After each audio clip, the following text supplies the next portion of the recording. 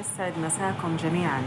اليوم جايبت لكم نوع مخلل أسهل من كده ما في. طبعا هو مو سهل بالتقطيع والتجهيز، لكن سهل بعمله ويقعد فترة طويلة جدا جدا جدا، ولذيذ جدا مع أشياء كثيرة، مع الرز لذيذ، مع الجبنة لذيذ، مع اللبنة لذيذ، الحال لذيذ صراحة. يعتبر يعني شبيه بالمقدوس.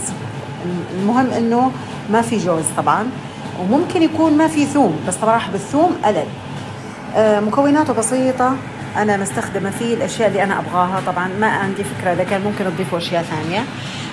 فلفل ملون أشكال وألوان، ليمون مستخدمة نوعين، الأخضر والأصفر، وهذه أول مرة أستخدم الأخضر في المخللات، ثوم مفروم وجزر مبشور وبقدونس. أنا طبعا زي ما قلت لكم أول مرة أستخدم الليمون الأخضر في المخلل. إن شاء الله إنه ما يسوي مرار معاي ولا يخرب علي المخلل، لكن إن شاء الله الحياة تجارب. الكمية اللي أنا مستخدمتها كمية مرة كبيرة، بس معلش، هذه الأشياء حلوة تشتغلي فيها يوم واحد وخلاص تقعدي ترتاحي فيه منها يعني فترة طويلة جدا.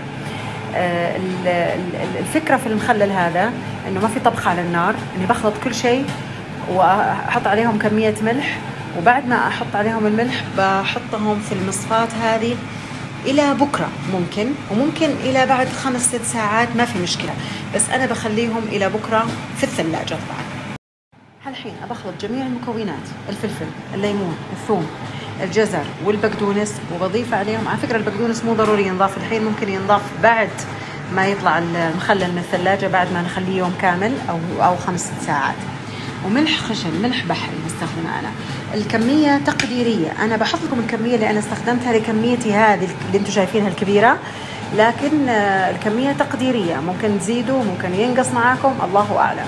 طبعا إحنا بنحتاج له زيت زيتون غير ثقيل، زيت زيتون يكون خفيف نسبيا شوي، علشان أحطه فيه بكرة إن شاء الله لما أعبيه بالمرطبانات. طبعا زي ما قلت لكم أنا خلطته بيدي، الخلط باليد أسهل بكثير وأحلى، ويتغلغل الملح مرة مضبوط. أنا طبعا توني وخلطته، وشوفوا كمية السوائل اللي نزلت، شوفوا شايفين. احنا بنخليه كده على هذا الوضع تقريبا نص ساعة.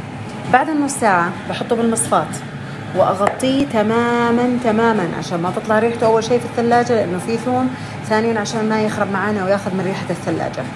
أغطيه تماما. حاولوا قد ما تقدروا إنه المصفاة تكون قد القدر أو قد الطاسة اللي عندكم، بس أنا ما عندي للأسف قدها بالضبط. وبعدين بعد 4 ساعات أو 5 ساعات أو من بكرة ما في مشكلة، نبدأ نحطه بالعلب ونحط عليه الزيت، بس أقل شيء 4-5 ساعات. نسيت أقول لكم، بما أن الدنيا براد، ترى مو ضروري تحطوه بالثلاجة. إذا بتسووه على طول ممكن تخلوه 2 ساعتين على الطاولة بالمصفاة وخلاص ترجعوا تحطوه على طول بالمرطبانات. بس أنا ما عندي أصلا مرطبانات وما عندي زيت، فأنا مضطرة أروح أجيبهم. هذا الجلافز حقي عادي.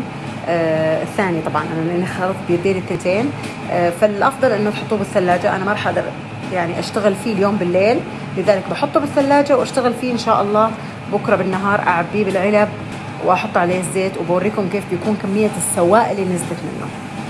على فكرة الألوان تاخذ العقل، الريحة تاخذ العقل. على فكرة هذه السلطة ممكن الحين تحطوا عليها شوية زيت زيتون وتاكلوها على طول مباشرة، تجنن. ترى أنا حطيت فيها شوي فلفل حار، مو كثير، استخدمت تقريبا 3 حبات فلفل حار للكمية هذه كلها، أو 4 يمكن، استغفر الله ما أدري والله نسيت. المهم إني أنا ما ضفت البقدونس طبعا زي ما قلت لكم في البداية. بخلي هذا في الثلاجة عندي الحين، بخليه شوي على بالثلاجة آسفة كم ساعة. إذا قدرت في الليل كملته، ما قدرت في الليل إن شاء الله بكرة أرجع لكم ونسويه مع بعض بإذن واحد أحد، ونحط عليه البقدونس ونحط عليه الزيت بإذن الله. يسعد مساكم جميعا. شوفوا اليوم أنا رجعت لكم بعد ما هذه تركتها في الثلاجة، طبعا ريحتها تجنن يا جماعة، بس أبوريكم كمية السوائل اللي نزلت منها. شوفوا كمية السوائل اللي نزلت، شيء مهول.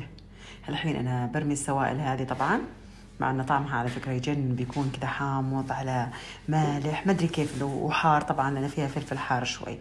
وبعدين بخلط البقدونس مع الخضار هذه حقتنا، وأعبيها بالعلب حقتي وأحط لها الزيت. برجع لكم.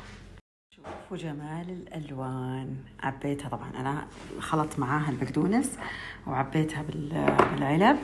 الحين أبغمرها بزيت الزيتون علشان يحفظها. احنا ممكن ناكل منها على طول على فكرة، يعني نحط عليها زيت زيتون وناكل منها على طول، بس أنا أبغاها تنحفظ بالثلاجة زي أي نوع من أنواع المخللات. أعطوها تقريبا، لأن الدنيا برد الحين، لو خليتوها على الطاولة يومين تاكلوا منها، لو حطيتوها في الثلاجة يبغى لها 5 أيام إلى 6 أيام تاكلوا منها إن شاء الله، وتكون تقريبا مخللة. شوفوا هالألوان الجميلة هذه سلطة بالزيت، سويتها بديت فيها أمس طبعا، واليوم خلصتها، والحين خلاص عبيتها وحطيت عليها زيت الزيتون شويات كذا أروق، وأنزل لكم طريقتها بالتفصيل. رائعة رائعة رائعة وسهلة. طبعا هي تاخذ وقت، بس إن فرم الخضار بياخذ معانا وقت، لكن فعليا شغلها مو صعب، وتعيش معاكم فترة حلوة في الثلاجة، وطعمها لذيذ جدا مع كل أنواع الأكل، حتى لحالها مع جبنة مع لبنة. إن شاء الله تجربوها وتعطوني رأيكم فيها بعدين.